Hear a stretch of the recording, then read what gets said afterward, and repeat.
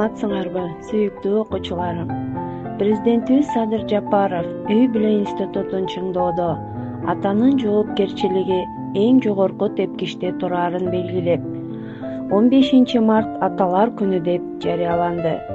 Эзелтеден эле элибизде атаны аска тоого теңеп, даңктап, даңазалап келишкен.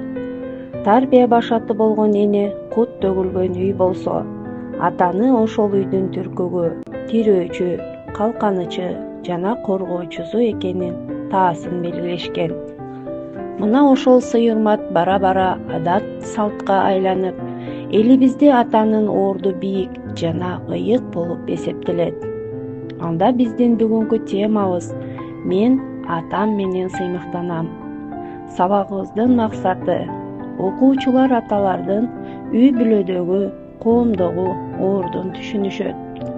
Аталарга сый-урмат менен мамиле жасоо керектигин билишет.